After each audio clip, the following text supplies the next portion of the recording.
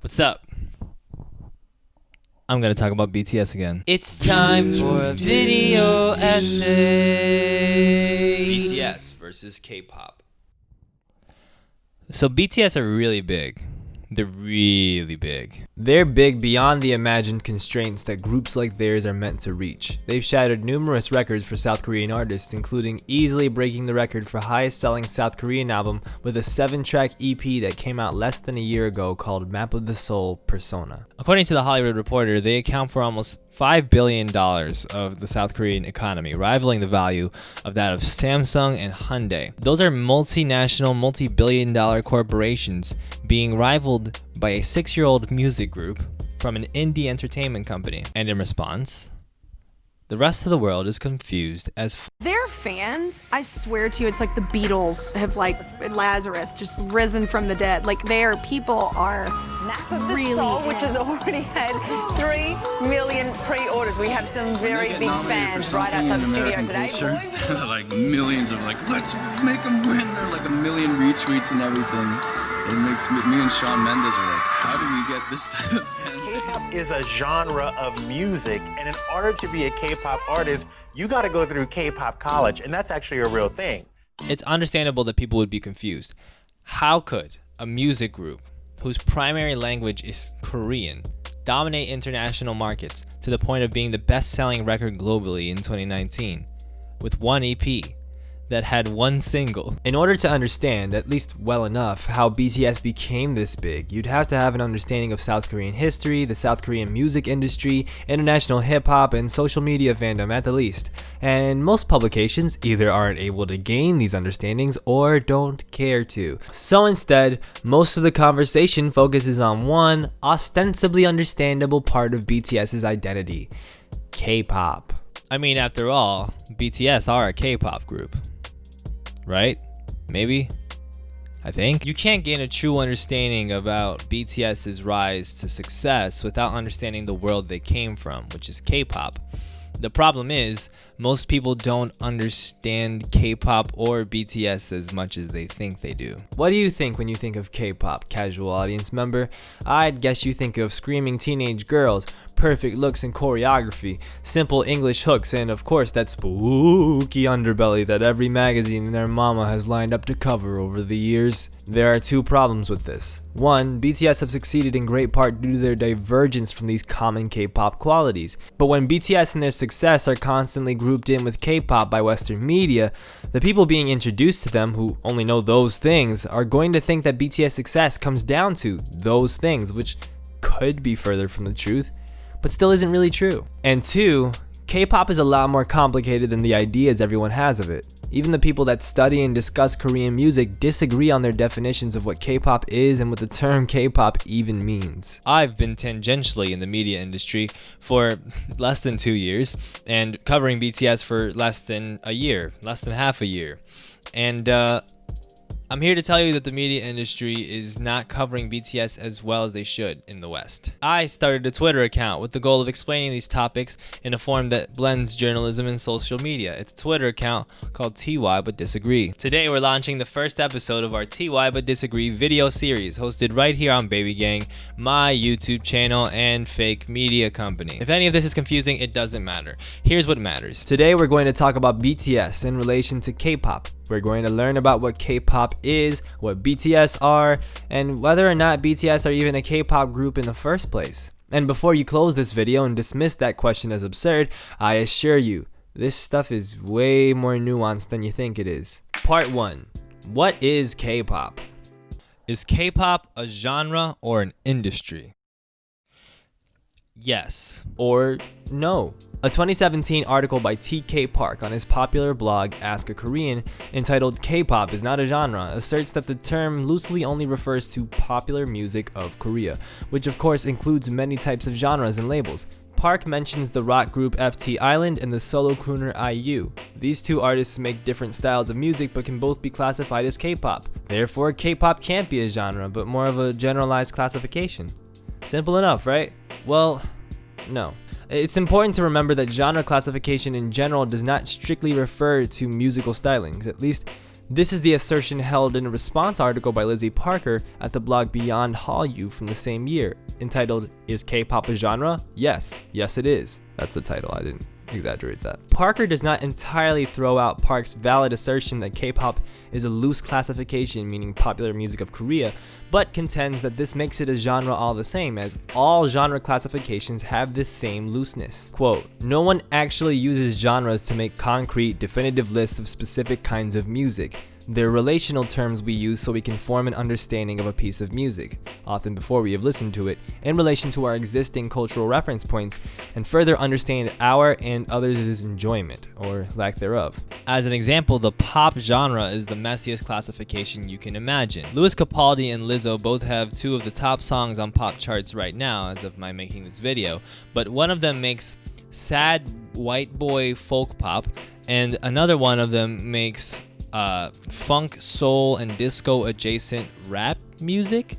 They're both pop artists in that they employ accessible music qualities. They have catchy melodies, they've got accessible time signatures, conventional mixes, but from a technical standpoint and from a cultural standpoint, they couldn't be any more different from each other. Both authors make valid points. Given that K-pop basically means Korean pop, that means that this sloppy genre classification still qualifies in a way. The only difference is the subcategorization of this music being primarily or entirely created and marketed by the Korean music industry, mostly in the Korean language and mostly performed by Koreans or people of Korean descent. In the United States, genre classification has strong ties to racial and cultural barriers. As described by the musicologist Robert Fink in a PS Mag piece by Jack Denton, quote, "The way genre works is to create categories that are partly musical, but also have a lot to do with the perceived identity of the artists and the target market. This could partially explain why K-pop is such a prevalent term in the United States, but is by many accounts used far less in Korea. Instead, the term idol music is used to describe what Americans typically deem K-pop, as in the groups and solo acts who create hybridized Korean songs with Western pop music qualities, and usually present with precise choreography and makeup." Now that we've deconstructed the term K-pop a little bit, let's talk about what idol music is and where it came from. In order to do that, a brief history of music in South Korea. Let's go! For centuries up until the late 1800s, Korean culture was shaped by Sino-centrist ideals, deeply influenced by their proximity and allyship with China. This led to the preeminence of Korean Confucianism, which entailed the emphasis on things like a stringent shared moral code in social situations, a respect for elders, and a necessitation of ritualism. Those rituals extend to the traditional music styles of Korea. Works which followed a pentatonic music scale, involved Chinese-derived instruments and garb, and included genres like pansori, which is a type of storytelling via vibrato-heavy, open-throated pentatonic scale singing. These styles of music involved very conservative performances. The body is still, the clothes are unrevealing of any flesh.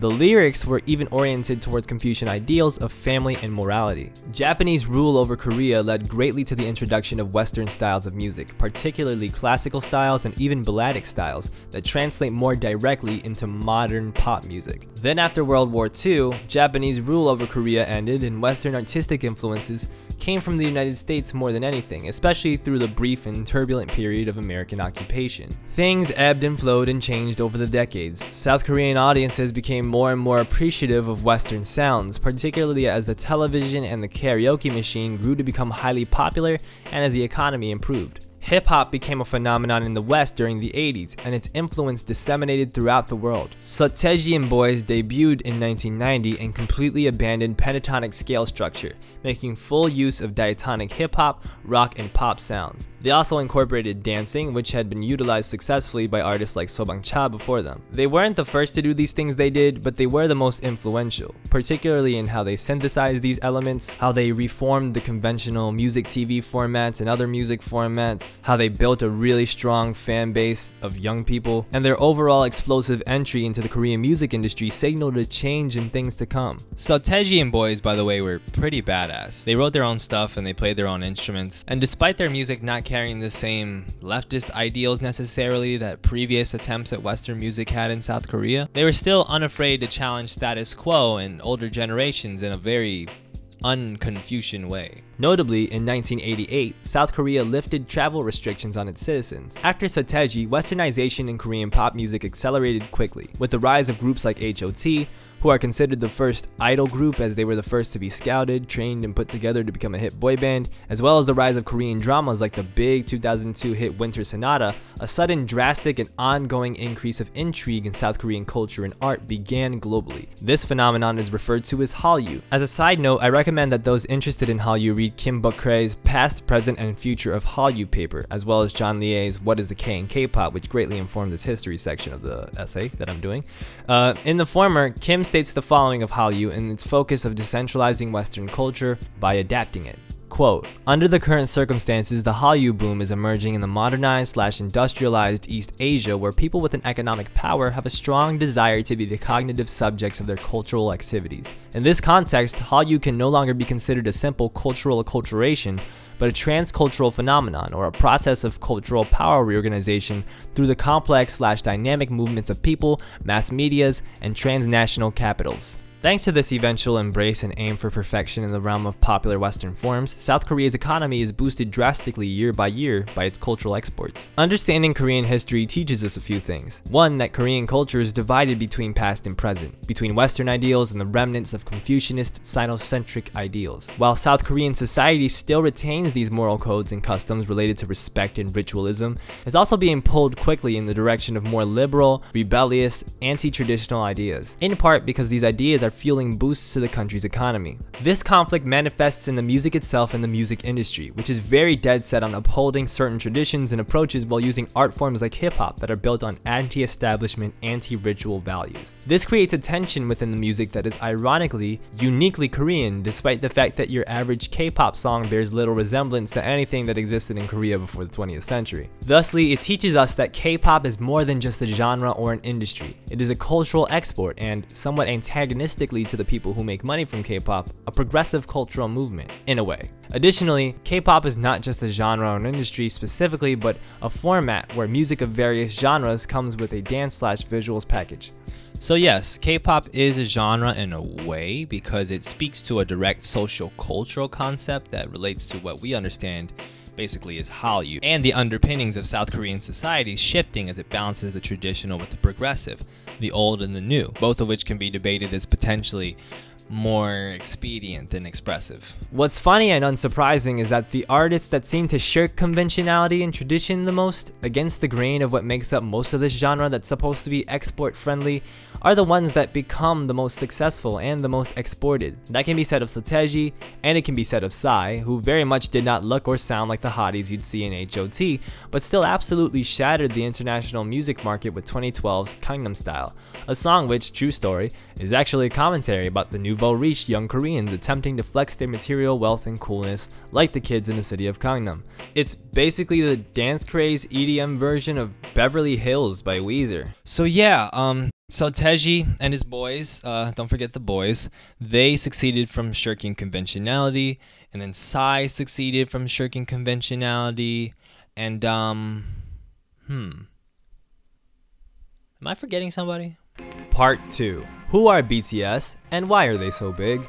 Okay, so Seo and boys debut. They make Korean pop rap a thing, they become hugely influential, and then Lee Soo-man, president of SM Entertainment, realizes that black music is going to be key to constructing K-pop in the image of Seo and others, so he scouts an attractive boy band that blends sex appeal with hip-hop and calls it H.O.T. H.O.T succeeds, and soon floods of boy groups and girl groups follow to varying degrees of success, often paired with behind-the-scenes controversies, fan wars, slave contracts, and everyone's favorite subject of Twitter arguments, cultural appropriation. Hip-hop becomes super popular in Korea as fans of the genre and culture devise new ways in which the Korean language can be bent into rap music without sounding awkward or overly imitative of Americans and the uncomfortable ideas Korean society had of black American culture, yikes. To thank for this, you have OGs like Verbal Chint and Tiger JK of Drunken Tiger, but you also have Epic High to thank, led by Korean-Canadian rapper and Stanford graduate Tablo. Fuck you if you don't think he graduated from Stanford. Epic High became successful not only in hip-hop subcultural circles, but also in the mainstream eye. In the midst of this booming new K-pop music industry, and by K-pop I do mean idol music, as well as the rise of rap music in the mainstream, a successful idol music producer named Pang Si-hyuk starts his own record label in 2005 called Big Hit Entertainment. The label struggles with money, but stays afloat by working with different groups. In 2010, one of Big Hit's producers, P-Dog, and an underground rapper named Sleepy are drunk.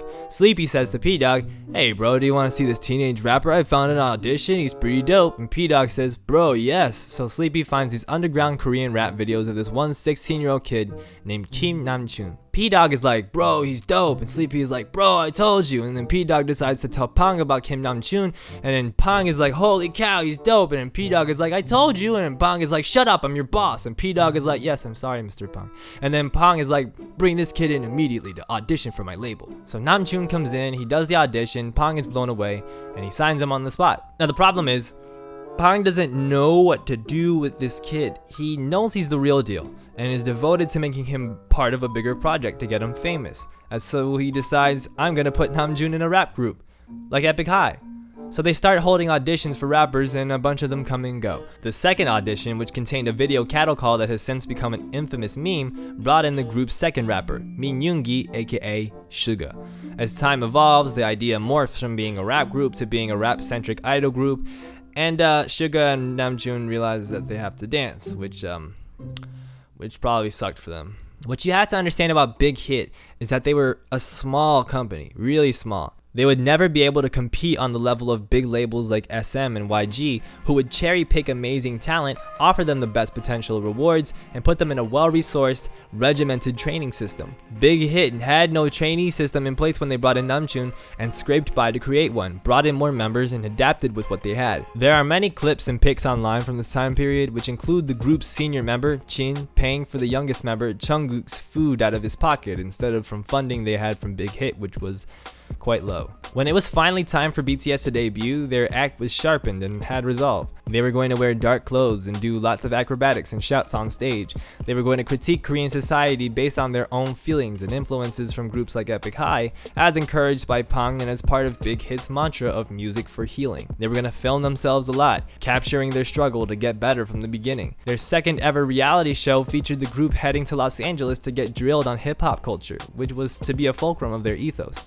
So how did this group succeed so much more than any other big group before them? Generally, I'd say it's because they blended the subversive, progressive virality of acts like Sotaejian Boys and Psy with the well-trained dynamism of big groups like Big Bang and EXO. But perhaps more importantly, BTS, intentionally and inadvertently, had an ethos. Being a fan of BTS meant sharing in that ethos. BTS and Big Hit pushed music for healing. Each of their records have messages, implicit and explicit, which encourage social change, respect, and self-healing. Their first ever series of albums, known as the School Series, tackled the commodification of dreams and the pressure from older generations, themes that would later surface in anti-establishment anthems like Bepse and Paradise. Or take the later Love Yourself album series as another example. The self-explanatory title bridges together a conceptualized album trilogy by the group which delved into themes of self-love and exploration of identity.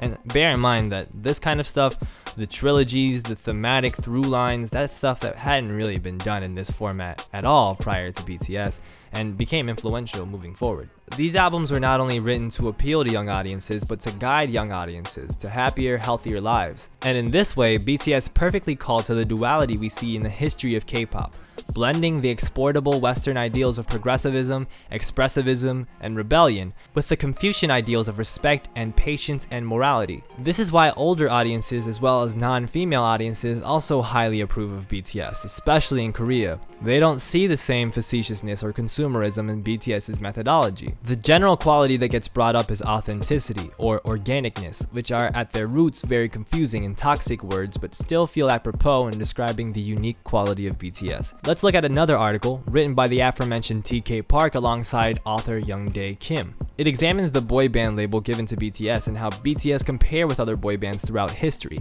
saying this of their organic status. Quote, BTS's music comes across as organic because it is a natural output of the members' own minds. It is not a coincidence that BTS began their musical journey with hip-hop, the genre that perhaps has the highest bar for authenticity. Lead rapper Kim Namjoon writes his lyrics, so does Suga, who also produces, so does J-Hope, who also produces, and the rest of the group, all vocalists, all contribute to the creative process in their own ways as well. But BTS not only have a message and an independent spirit and a creative vitality, they also have a little engine that could story.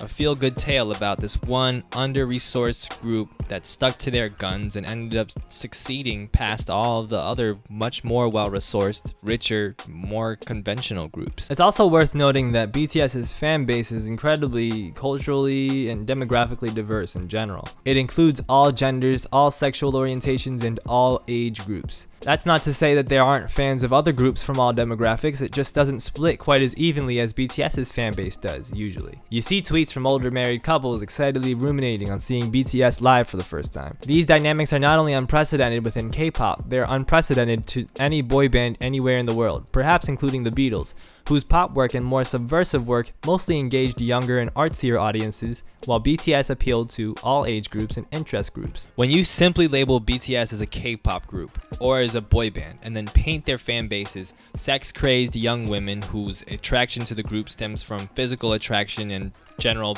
excitement and hysteria, you not only are sort of painting a bad image about young women in general and their tastes, but you're also missing a key component of why the group is successful. So if labeling BTS as a K-pop group isn't wholly accurate, is it accurate at all? Part 3. Conclusion. Are BTS a K-pop group? Yeah, they're a K-pop group.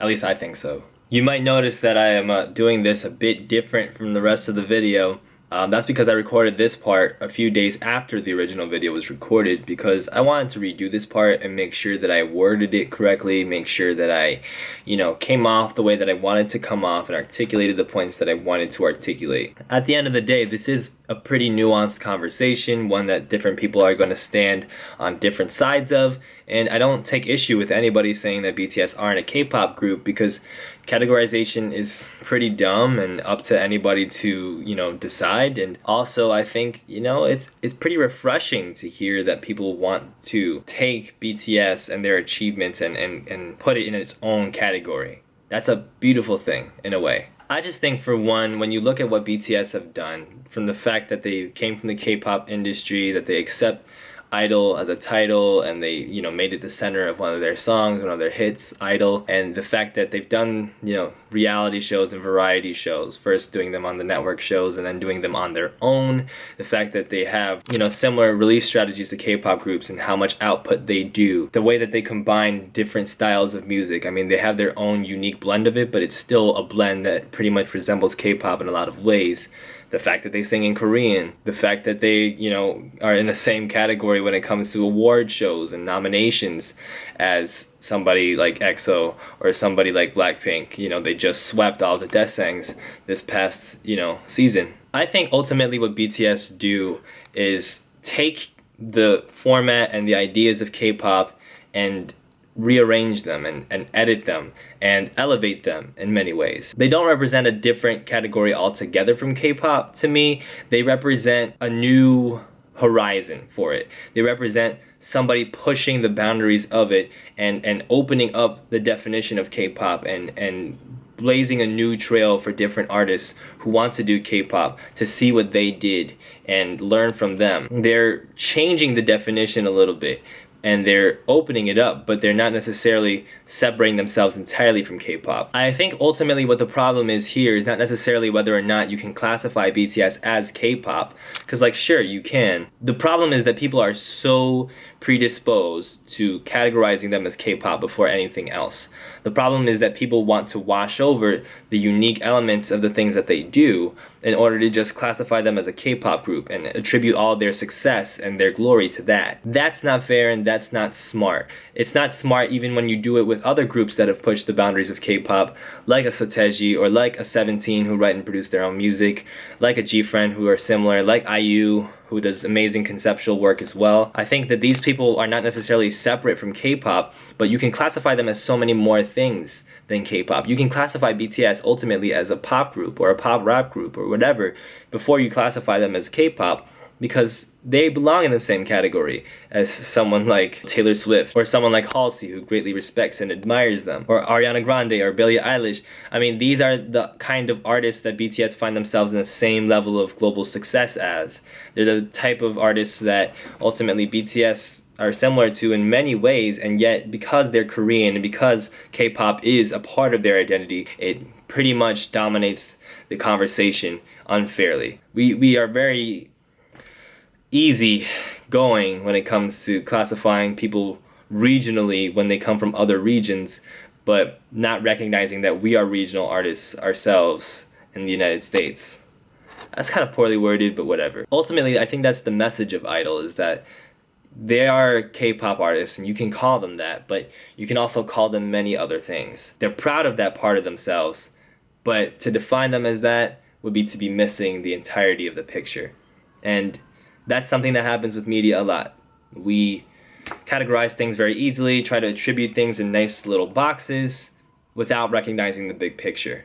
Especially for something as gigantic as BTS is in terms of a worldwide movement, that's a huge mistake.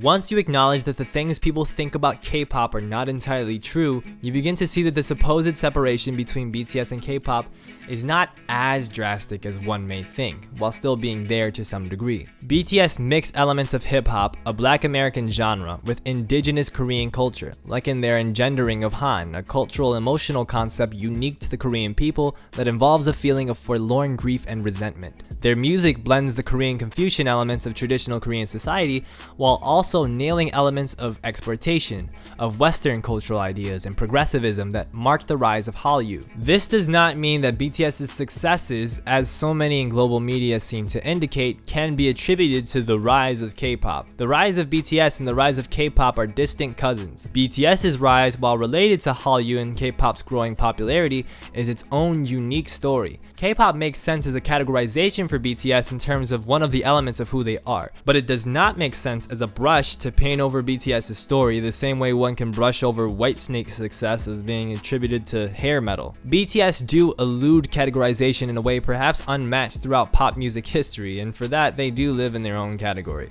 But that doesn't make them not a K-pop group.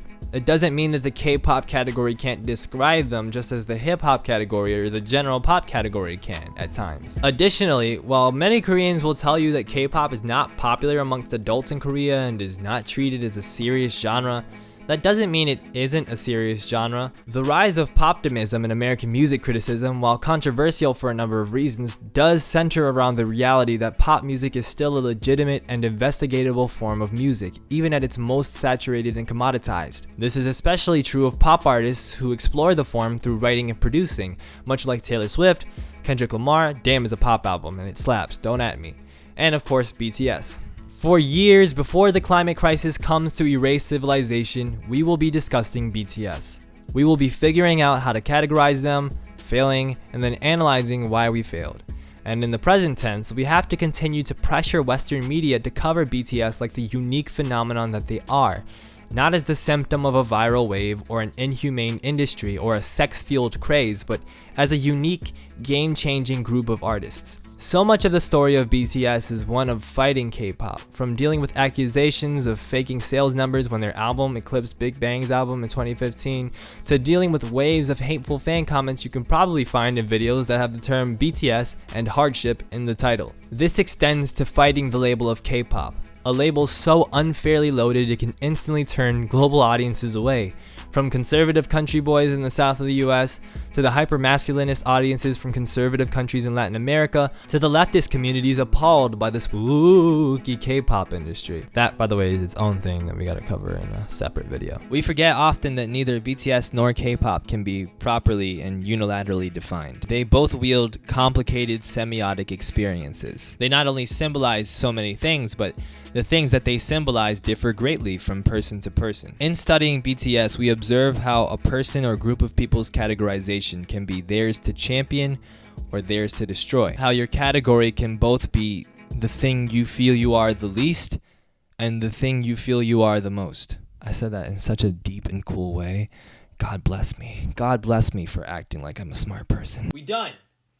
Get it off my hands. Off my hands. Thanks to everyone for helping me out. Thanks to Moto Borahe. Thanks to my cat for the amazing support. I think she left.